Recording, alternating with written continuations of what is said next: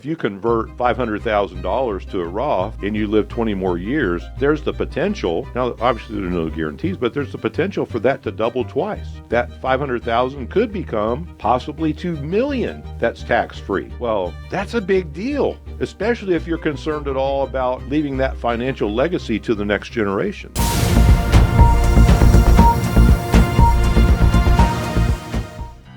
So between work, streaming, and scrolling, we're living life online, all of us. And a new survey says it's nearly half of our day. Optum asked 2,000 Americans how they spend their screen time. And it turns out we're logging over 10 hours a day online. About 5.5 hours working. It seems like that number should be more, but that includes working, gaming, and paying bills, or scrolling social media. The other 5 hours, binging TV shows and videos. Probably not. That tracks. I mean, if 10 hours. What is it per day? Hold on. 10 hours I know total. we're not. I know we're not consuming anywhere near that. No, my screen time. I am ashamed to admit this, but my screen time is usually around 5 to 6 hours average per day. Does that include your laptop? But that's all my Apple devices. Oh, okay. And I do most of my work on either my iPad or my phone. I actually don't pull out my computer a whole lot unless I'm actually doing something. But when I'm checking things, I'm on my phone or my iPad. So mine's pretty high. Mm-hmm. And then when you're at the office if I add the computer in, it's higher. But honestly, if I'm not doing that, I would be probably watching TV, and I don't watch TV. Right. So some people do both. That's true. Well, last weekend, me and the boys went golfing on Sunday, late afternoon, just after 4:30, at Golf Club of Dublin. Mm-hmm. And Kristen and Jaden were at home, and, they went swimming for a little while and hung out, and then they got on this binge of Dr. Dolittle movies. Yeah, Jaden and I did because, we were, I thought we had been in the sun enough. Of course, it was getting dark anyway, but yeah. So they watched all three of them, right? Yeah. So we did binge that night on TV.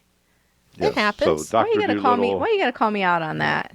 Because I'm saying sometimes I was thinking of old movies that I liked, gosh, I was in college, I think, when that movie came out, but that I liked when I was younger. And I was like, oh, this is kind of cute. But there's a lot of language in it for a PG-13 movie. But you know what my neighbors are doing? Just since, school's getting started and everything, doing a giant blow up and having everybody in the cul-de-sac to watch The Sandlot. That's one that everybody can enjoy. Yeah, we did that with Christian when he was younger. I don't think we've had Jaden watch that one. I'll have to remember that. It's a good one. That's kind of a cute movie, but some of Eddie Murphy's old movies are fun. And yeah, he's hilarious. Well, Eddie Murphy's like stand-up, not as friendly. Well, no. Stand-up in general. Daddy Daycare, the boys watched that for a while. That is hilarious. That is a pretty funny one. I think it's just because you relate to it. Is it reflected or we deflected on the screen time? On our ownership of the screen time. Yeah, yes. We all did. It's fine. My screen time, my phone tells me is a couple hours a day. Yours isn't much. Although you've been scrolling a lot more lately, I've noticed. More. I search random things here and there. You do. Yeah. You do. And if you're one of those people, do check out our YouTube channel at Winning Retirement, because you can watch our video podcast and spend your time streaming with the Taylors for a little while. Or old episodes of Winning Retirement TV. That's right. It's like a little DVR of all of them. Yes. And you can, let us know what you think about your bottled water situation. We talked about that earlier in the show. And let us know what you think about all the still things. Drinking on my ice mountain right now.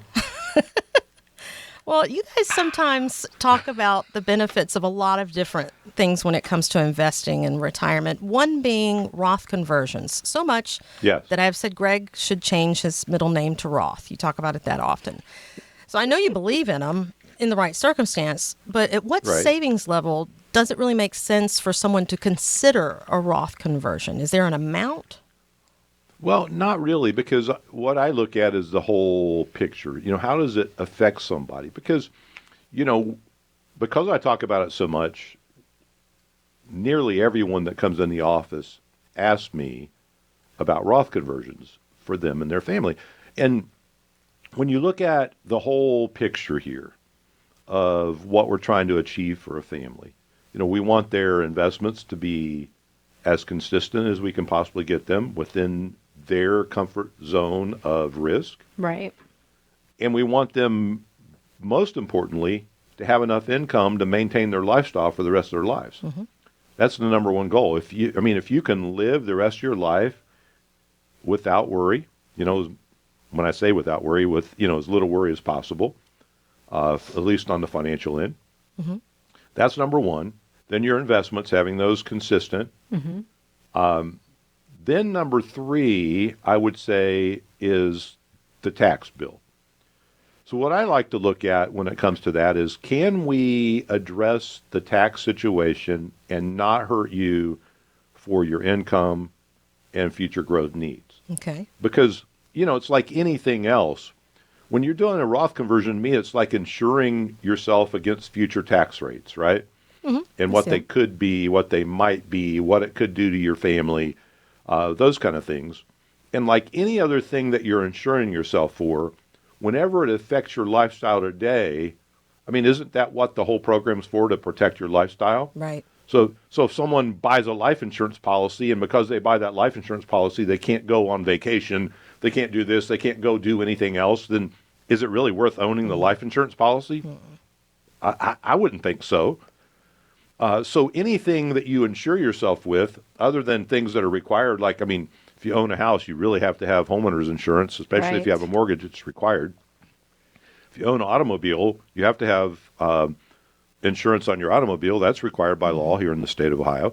So all in all, what we're looking for is, how do we make sure that we keep your life on the right track as long as we possibly can? Now, for those that are really concerned about taxes, we definitely want to take a deep dive and say, okay, is it in your best interest to look at the Roth?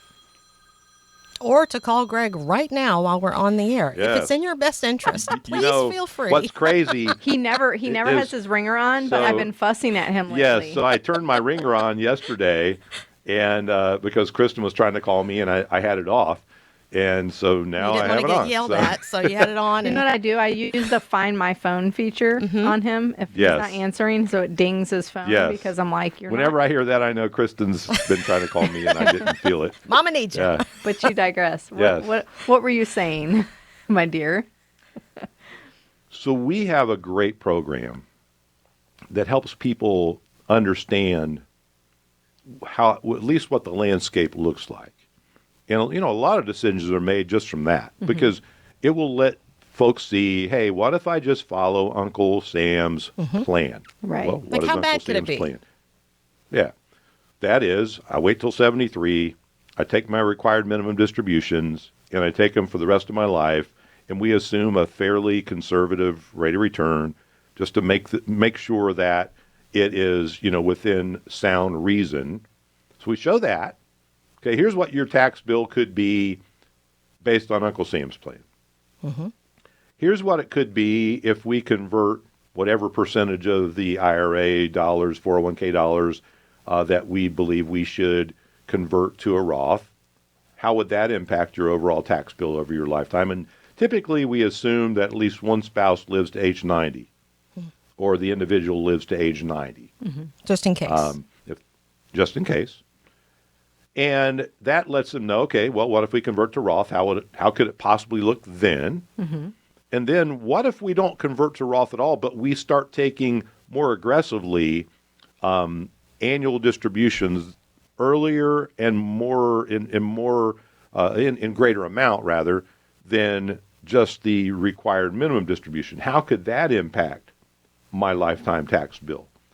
And what's really been curious for me here lately, as I'm running these reports for families, is how much people are saving when they don't want to do a Roth conversion, but we more aggressively start pulling out and keeping them within their current tax bracket so that we can lower the tax bill. It's interesting.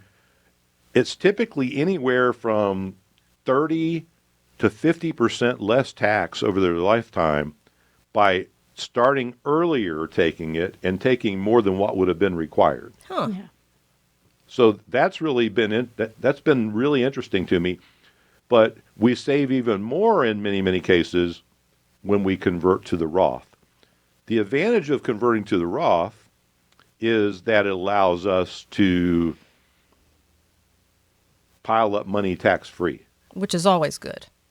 for as long as possible. So, if you convert $500,000 to a Roth and you live 20 more years, well, there's the potential. Now, obviously, there are no guarantees, but there's the potential for that to double twice. That 500,000 could become possibly 2 million. That's tax-free. Wow. Well, that's a big deal, especially if you're concerned at all about leaving that financial legacy to the next generation. Right.